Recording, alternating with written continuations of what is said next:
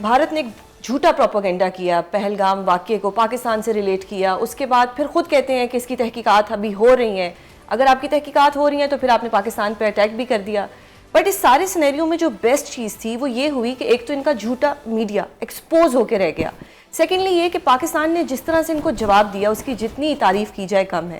لیکن ابھی بھی ان کا جو غرور ہے وہ نیچے نہیں آ رہا. یہ ابھی بھی یہ امپریشن دے رہے ہیں کہ ابھی تو ہم نے ٹریلر دیا ہے. ان کے جو ہیں راجناتھ سنگھ وہ فرماتے ہیں کہ جی آپریشن سندور کا تو ابھی ہم نے ٹریلر دیا ہے، ان کو پوری فلم دکھائیں گے.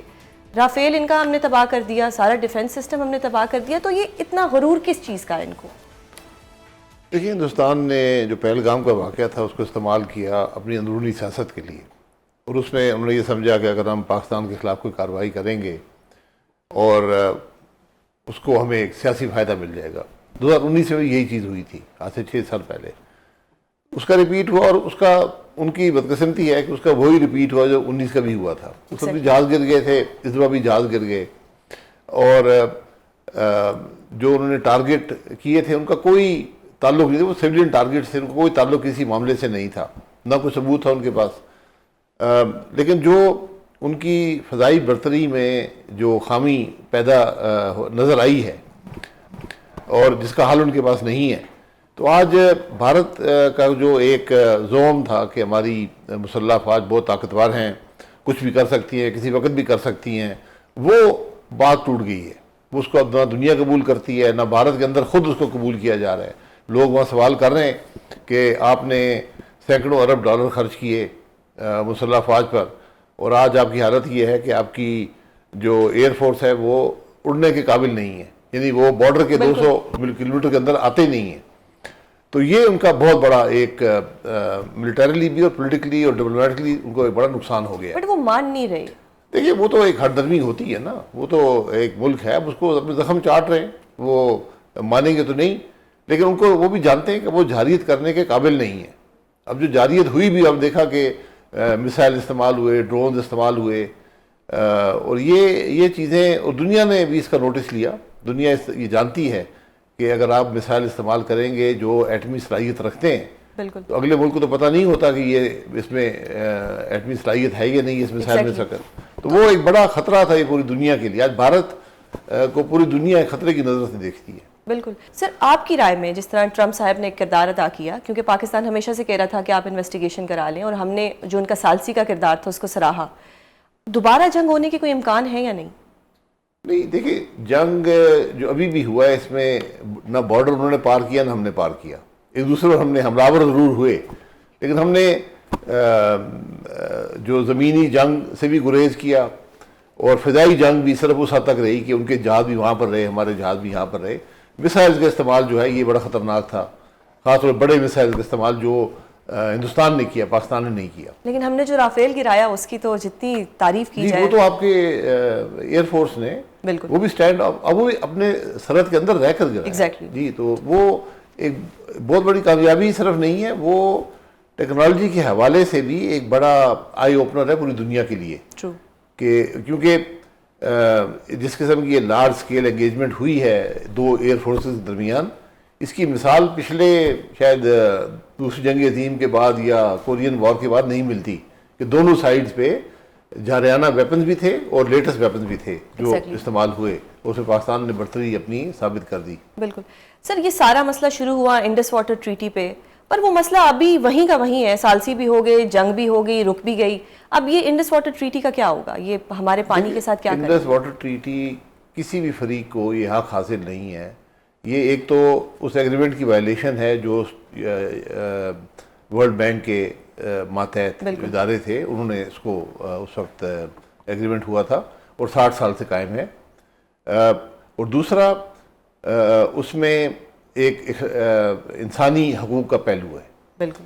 کہ پانی ایک بنیادی انسانی ضرورت ہے، اس کو آپ دوسرے کسی ملک سے لے نہیں سکتے. تو ہندوستان اس حوالے سے بہت بدنام ہو رہا ہے پوری دنیا میں. اور میرا ذاتی خیال ہے کہ آج ہمیں کوئی بھی بات چیت کرنے سے پہلے ہمیں یہ شرط رکھنی چاہیے کہ سب سے پہلے جو اس نے یہ ایک خط لکھا ہے اس کو وڈرا کریں، اور وہ معاہدہ جو ہے واپس قائم رہے. ورنہ اس کو قبول کرنا اور اس کے ہوتے ہوئے وہ تو ایک بالکل ایک غیر قانونی اور غیر اخلاقی کام ہندوستان نے کیا ہے. اس کے ہوتے ہوئے تو آپ نہیں کر سکتے ان سے کوئی بات چیت. اگر ہم 2019 کی بات کریں جب پاکستان پہ اسی طرح انڈیا نے اٹیک کیا، اس دوران خان صاحب کی ایک سپیچ بھی ہے جس میں وہ کہتے ہیں کہ یہ تو ہر 5 سال بعد ہم پہ اٹیک کریں گے، اور وہی ہوا کہ 2025 میں مودی کی طرف سے پھر ایک اٹیک ہوا. کیا آنے والے 5 سالوں میں آپ دیکھتے ہیں کہ مودی جیسا انسان جو مطلب جس کا کوئی کمزرف انسان ہے، کیا وہ دوبارہ یہ حرکت کرے گا؟ آلدو کہ ہم نے رافیل S-400 تباہ کر دی ہیں، لیکن آپ اپنے برے دشمن سے کچھ بھی ایکسپیکٹ کر سکتے ہیں. دیکھیں آپ ہتھیاروں پہ ریلائی نہیں کر سکتے، ہتھیار بدلتے رہتے ہیں، ہتھیار کی کیپیسٹی، اس کی کیپیبلٹی بدلتی رہتی ہے، اسٹریٹجی بدلتی رہتی ہے جو جنگ ہوتی ہے.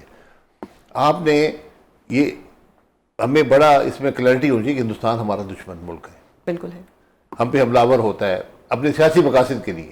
19 بھی سیاسی مقاصد تھے بی جے پی اور مودی صاحب کے اپنے، اس دفعہ بھی یہی بات ہے. بالکل. تو کل یہ معاملہ بدلے گا نہیں، یہ شخصیت کا نہیں ہے، شخصیت یقیناً ایک کردار ہوتا ہے، پر کل جو ان کی جگہ لیڈر ہوگا وہ یہی حرکتیں کرے گا، کیونکہ وہ آپ کو مضبوط دیکھنا نہیں چاہتے، آپ کو کمزور کرنا چاہتے ہیں.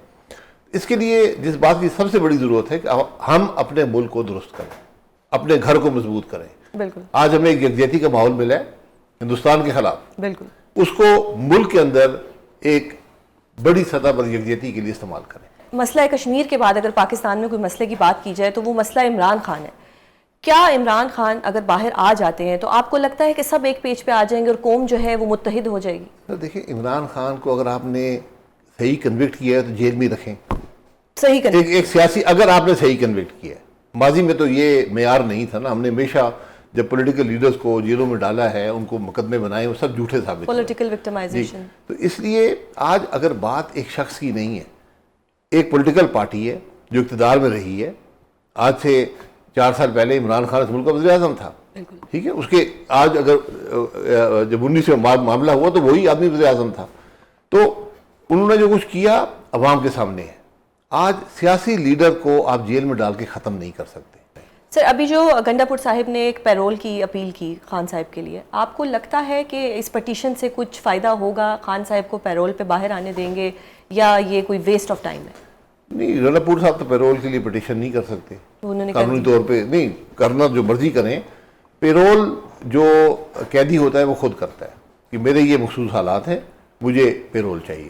حکومت اس پہ فیصلہ کرتی ہے، یا حکومت اپنے مقصد کے لیے، جس طرح اگر آپ نے APC کرنی تھی، وہ خود کہتی ہاں یہ لیں جی 3 دن کا پیرول ہے، آئیں آ کر میٹنگ میں بیٹھیں. وہ اس ذہنی اور قلبی وسعت کا ہم نے مظاہرہ نہیں کیا. بالکل. تو بہرحال ابھی بھی وقت ہے.